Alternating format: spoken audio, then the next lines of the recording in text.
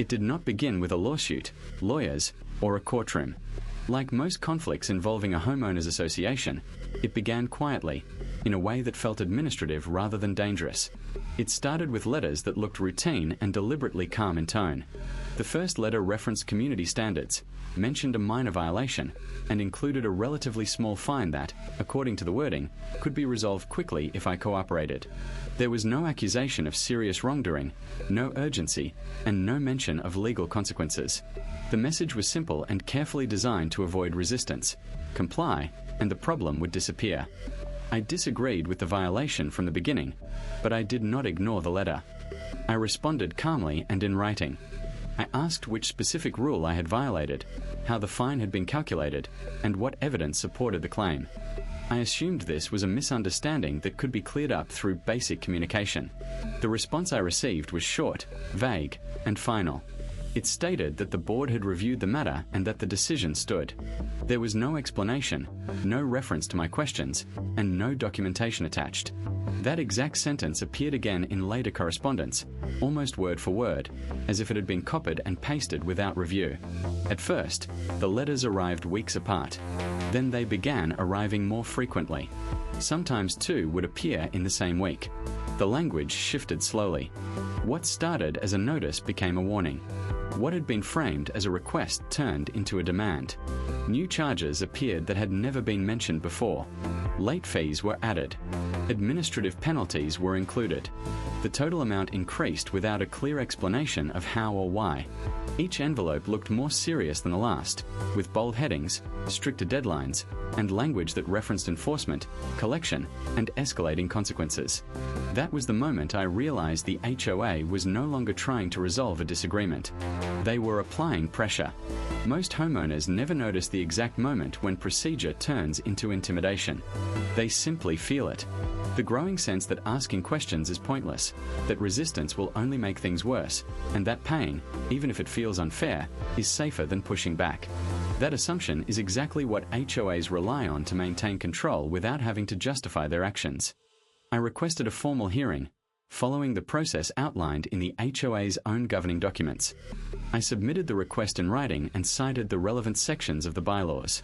I followed the procedure carefully, including timelines and delivery method. The request was ignored. I sent a second request, this time referencing dates, procedural requirements, and the HOA's obligations under its own rules. The response came quickly and stated that the board's decision was final and that no further discussion was necessary. Then came the letter that crossed the line. It referenced legal enforcement, potential court filings, and the possibility of liens against my property. The language was no longer subtle or administrative.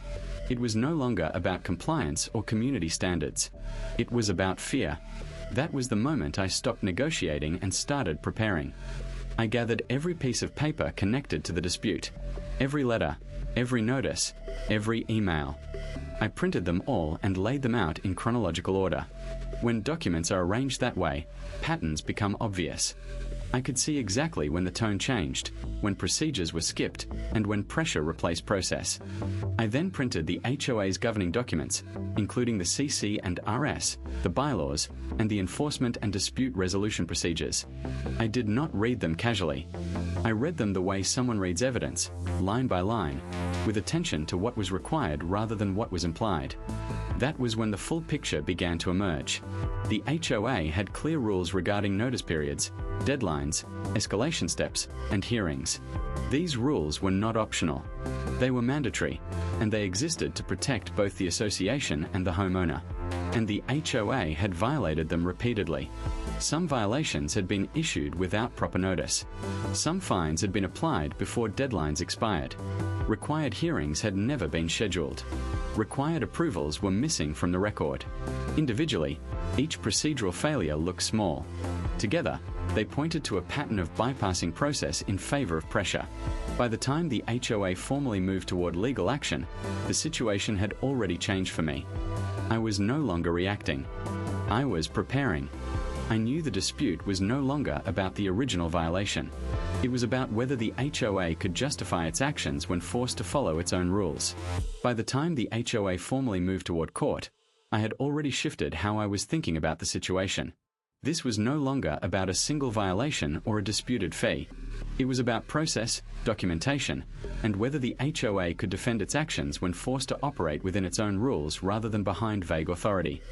I stopped reacting emotionally and focused entirely on preparation. In the weeks leading up to the hearing, there was a strange rhythm to the communication. Long stretches of silence were followed by sudden letters that repeated the same demands in slightly altered language. Each one implied escalation without adding anything new.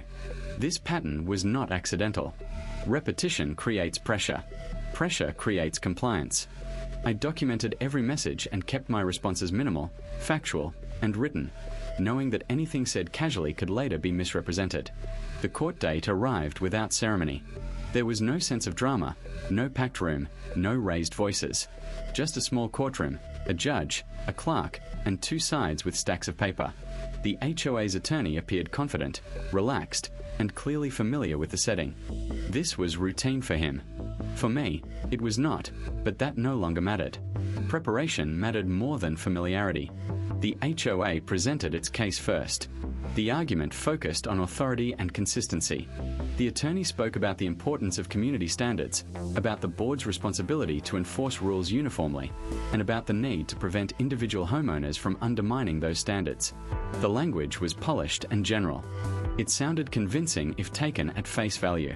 When it was my turn, I did not try to counter those ideas directly. I did not argue that the rules themselves were unfair. I did not accuse the board of bad faith. Instead, I narrowed the focus.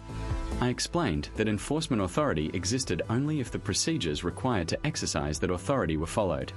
I directed the judge's attention to the HOA's own governing documents and walked through the steps that were supposed to occur before fines could be imposed or enforcement could escalate. Then I showed where those steps were missing. There was no proper notice for several violations. There was no record of a required hearing. There was no documentation showing that the board had approved certain fines within the timelines set by the bylaws. I presented the correspondence in chronological order so the gaps were obvious. This was not an argument built on opinion. It was built on absence. The judge began asking questions. Not complicated ones. Practical ones. Where was the notice for this charge? Where was the hearing record? Where was the written approval? Each question forced the HOA's attorney to search for documents that did not exist. Papers were shuffled. Pages were reviewed. The answers were incomplete or missing.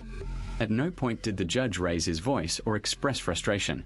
The tone remained calm and procedural. That calmness made the situation more uncomfortable for the HOA than any confrontation would have. The issue was not whether the board believed it was right. The issue was whether it could prove it had followed its own rules. It could not.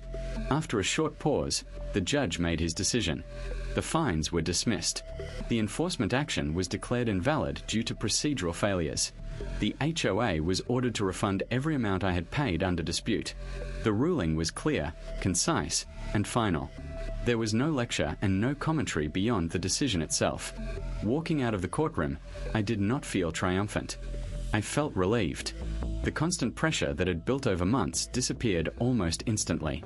The dispute was over, not because someone had conceded, but because the process had been examined and found lacking.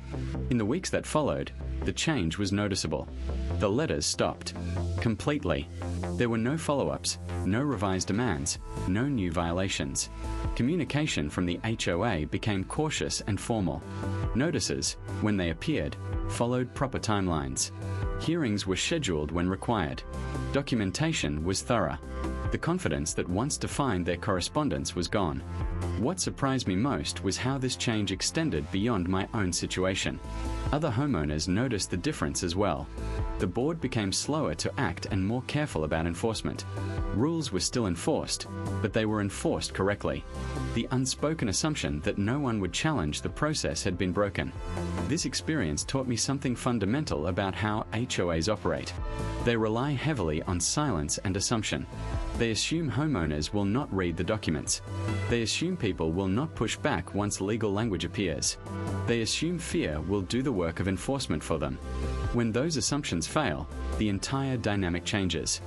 I did not win because I was aggressive or confrontational. I did not win because I had special knowledge or resources.